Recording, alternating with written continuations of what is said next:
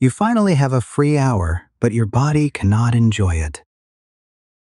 Nothing urgent is happening, yet stillness feels strangely uncomfortable. You sit down, and unfinished tasks immediately enter your mind. Rest begins feeling less like relief and more like wrongdoing.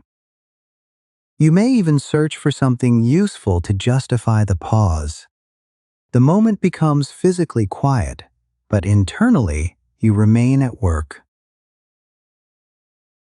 This does not necessarily mean you are unusually ambitious. Sometimes, guilt around rest is a learned response to perceived safety. Rest guilt is often misunderstood as poor time management. But the deeper issue may not be the available time. It may be what slowing down seems to say about you. Your mind might connect productivity with responsibility, value, or belonging. Under that rule, inactivity can feel emotionally risky. The body responds before you consciously question the rule. You experience tension, restlessness, irritation, or an urge to move. The problem is not rest itself, but the meaning attached to it. The first pattern is turning productivity into a measure of goodness. You feel responsible when working and questionable when doing nothing. Tasks provide visible evidence that you are contributing. Rest offers no immediate proof that you deserve your place. This belief may develop in families that praised usefulness most. Affection may have felt warmer after achievement or helpful behavior. Eventually, being productive starts feeling morally safer than simply existing. The second pattern is a nervous system accustomed to vigilance. Some bodies become familiar with anticipating problems before they arrive. When activity stops, that familiar monitoring has nowhere to go. Silence can create space for uncertainty rather than comfort. Your attention begins scanning for forgotten duties or approaching consequences. You may call this responsibility, even when no danger exists. Constant motion then becomes a way to preserve predictability.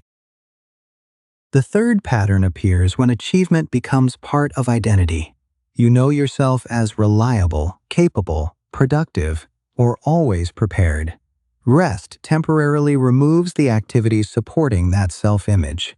Without them, you may feel vague, unnecessary, or difficult to define. This can make a quiet afternoon feel more threatening than exhaustion. You are not only pausing tasks, you are pausing reassurance. The guilt protects an identity built around constant usefulness. The fourth pattern can come from relationships shaped by unequal responsibility. Perhaps calm moments were interrupted by someone else's needs. Maybe saying no created disappointment, distance, criticism, or tension. You learned that remaining available helped relationships stay stable. Rest now resembles withdrawal from people who might need you.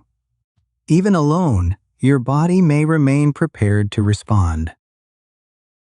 The guilt acts like an invisible reminder to stay emotionally reachable.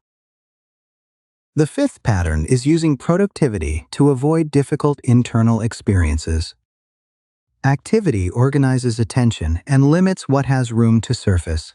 When you stop, grief, loneliness, anger, or uncertainty may become noticeable.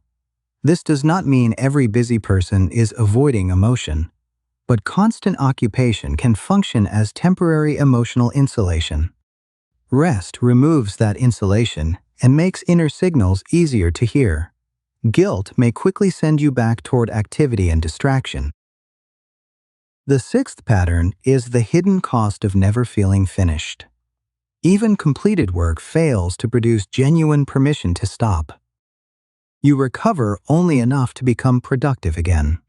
Pleasure becomes another task that should improve your performance. Relationships may receive your presence, but not your full availability. Your body remains slightly braced, even during peaceful experiences. Over time, rest stops restoring you because vigilance continues underneath. The seventh pattern is believing rest must first be earned.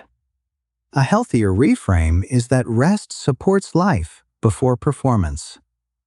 You do not need total exhaustion to justify basic recovery.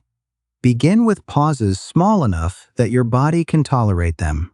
Notice the guilt without immediately obeying its instructions. Let one unfinished task remain unfinished for a little longer. Choose a form of rest that still feels gently structured. Walk slowly, stretch, sit outside, or listen without multitasking. Predictable rest can help unfamiliar safety become more recognizable. You can also ask what you fear the pause will reveal. Perhaps you expect criticism, failure, rejection, or lost control. Name the old rule without treating it as current reality. You are allowed to contribute without constantly proving your worth.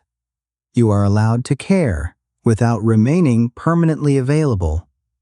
Rest is not the opposite of responsibility. Sometimes, it is how responsibility becomes sustainable. At first, peace may feel unfamiliar rather than peaceful. Stay long enough for your body to learn the difference. You are not doing nothing. You are practicing safety without having to earn it.